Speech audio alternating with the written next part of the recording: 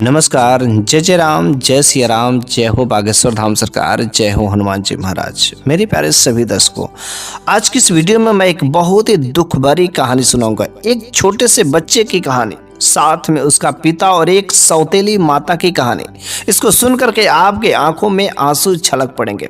तो चलिए हम लोग कहानी को बिना देरी किए शुरू ही कर देते हैं। तो एक बार की बात है कि एक किसान जिसका मात्र एक बच्चा, उसकी एक पत्नी मर चुकी थी तो उसने दूसरी शादी की थी।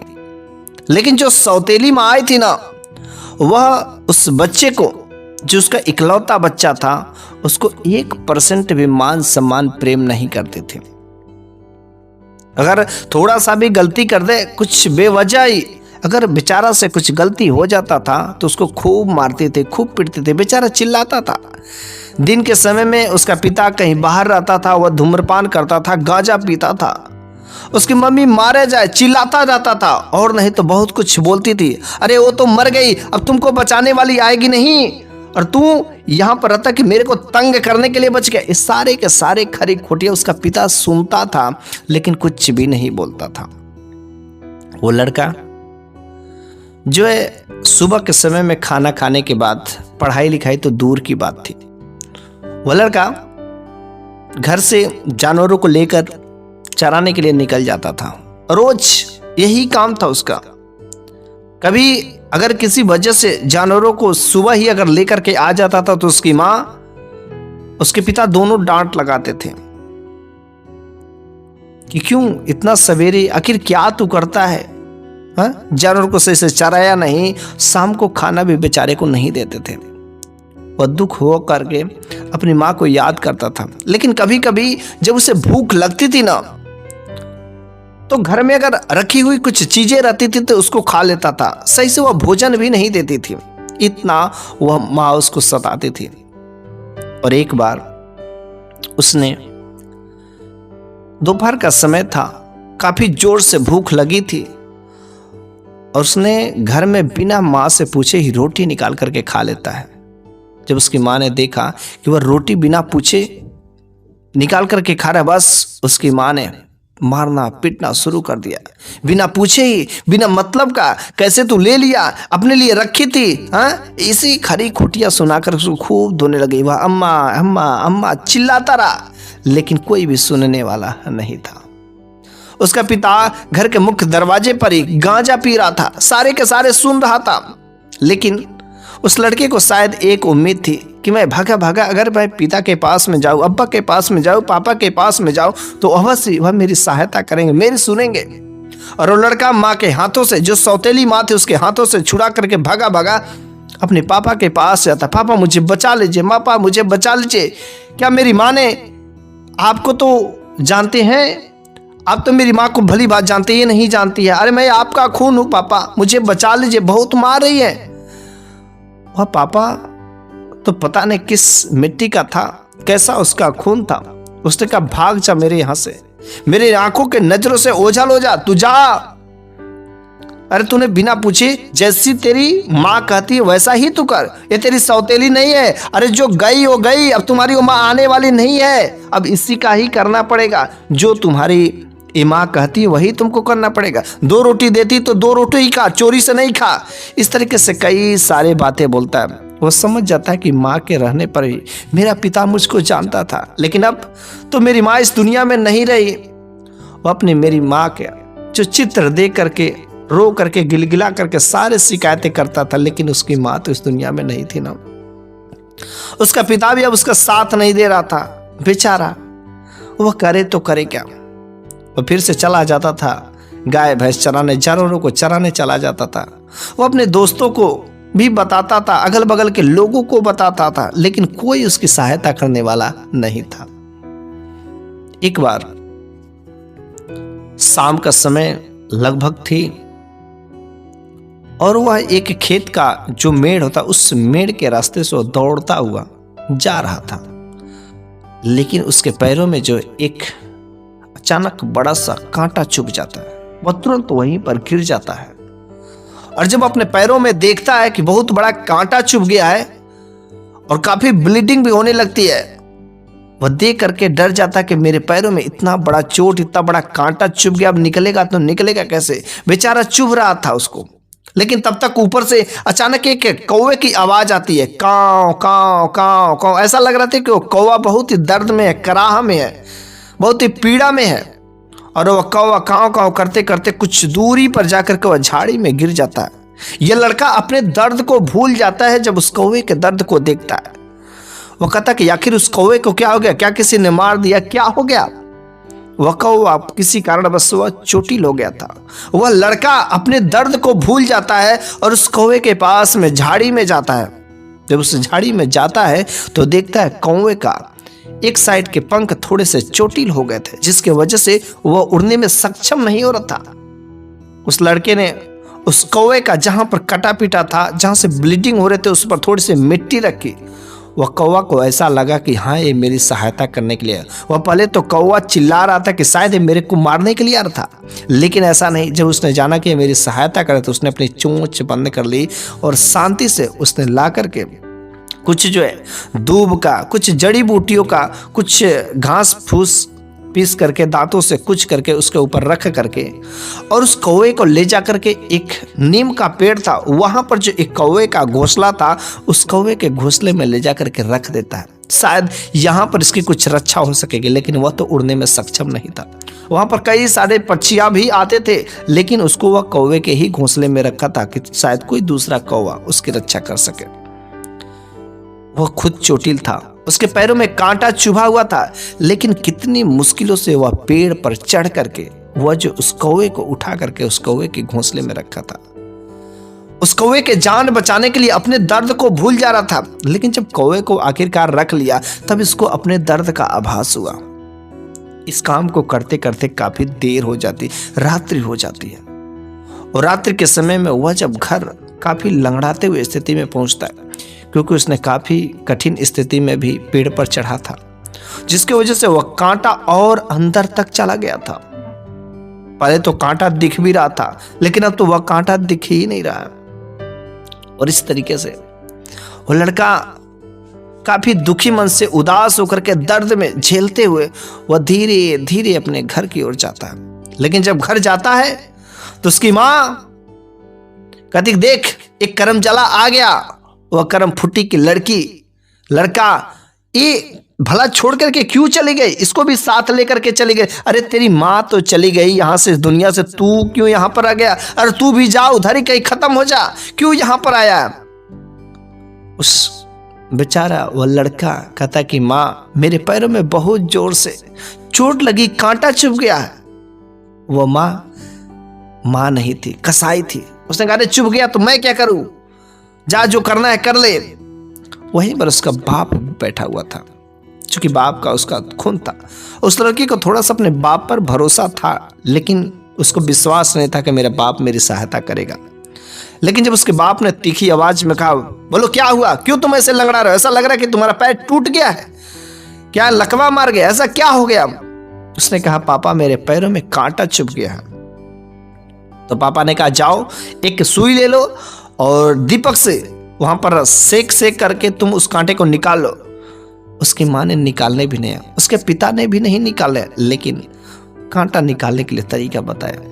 सुई लिया और वो लड़का एक दीपक जला करके, मिट्टी का किरोसिन ऑयल वाला दीपक जला करके, वह जो लड़का सेक करके उस कांटे को निकालने के लिए अकेले ही कोशिश कर रहा था। बेचारा दर्द से चीखे जा रहा था, चिल्लाया जा रहा था, चिल्ला करके वो अकेले उस जख्म को खुरेद करके निकाल रहा था, लेकिन खूब चिल्ला रहा था। और बगल में उसकी जो सौतेली माँ थी खाना बना रही थी।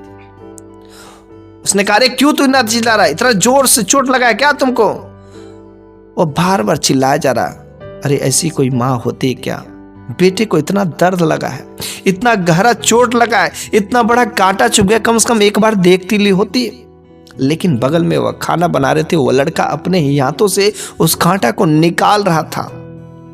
उसके माँ को उसकी आवाज बहुत बुरी लगती है और वह तुरंत माँ जो हाथों में बेलन लिए हुए आती है और उस बेलन से उसे खूब मारती है, खूब धोती, चिल्लाता है, पापा पापा कहता है, लेकिन पापा बचाने नहीं आता है। और आखिरकार उस माँ ने उस लड़के को ऐसे धक्का देती है कि वो लड़का वो किरासन आयल वाला जो दीपक था उसके ऊपर गिर जाता है। और जैसे उसके ऊपर गिरता है वो किरासन आयल की जो बॉटल रहती फूट जाती है और उसके कपड़ों के ऊपर जो पूरा फैल जाती है। वो तो मार करके चली जाती है किचन में जा, लेकिन ये नहीं समझती कि उसके साथ क्या हो रहा है। और वो किरासन आयल उसके पूरा शरीर पर बदन से भीग जाता है और उसके शरीर पर आग लग जाता है। वो चिल्लाने लगता है, चीखने लगता है। तब तक भागा भागा उसका बाप जाता है। शायद लग रहा है कि मेरे बेटे को कुछ बहुत ही गलत स्थिति में वो इतना दर्द से क्यों करा रहा है। और जब वो अपने बेटे के पास में पहुंचा तो उसका बेटा जल रहा था। उसका शरीर में जो कपड़े थे वो जल रहे थे। किसी तरीके से उसके बाप ने उसके कपड़ों को निकाल करके उसके आग को बुझाया, लेकिन जब तक वह निकाला तब तक उस लड़के का शरीर का आधा हिस्सा जल चुका था। शरीर पर फफोले पड़ गए थे। लड़का मूर्छित अवस्था में पड़ गया था। क्या ऐसी माँ होती है कि बगल में उसका लड़का जल रहा था? भगवान करे ऐसी माँ, ऐसी सौतेली माँ कभी किसी को ना दे। उसका लड़का जल रहा था लेकिन वह एक बार भी देखने नहीं है, खुद उसको आग में धकेल दिया। उसका पिता को ऐसा लगा कि मैं अपने बेटे को खो दूंगा। बस मेरा एक ही बेटा था। उसको अपनी वो जो पुरानी बीबी थी उसकी बीबी की याद आ जाती है कि बस उसकी तो एक ही निशानी थी और मैं उसके साथ में ऐसा क्यों बर्ताव कर रहा हूँ। वो अपने लड़के को टांग करके एक चारपाई पर ला करके लेटाता है। तब तक पूरे गांव के लोग भी वहां पर जो है इकट्ठा हो जाते हैं, तरह तरह की बातें करते हैं कि सौतेली माँ है, खाना भी सही से नहीं देती है, कष्ट इतना देती है। वो सारा का सारा किस्सा जो पिता सुन रहा था, लेकिन उसकी माँ देखने तक नहीं आती है।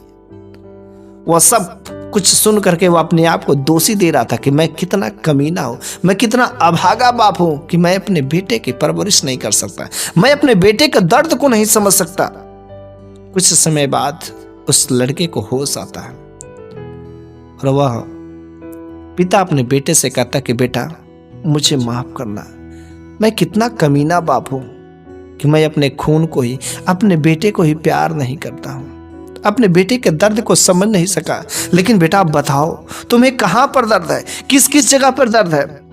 उस लड़के ने कहा पापा मेरे पैरों में कांटा चुभा हुआ है, वह वही दर्द कर रहा है।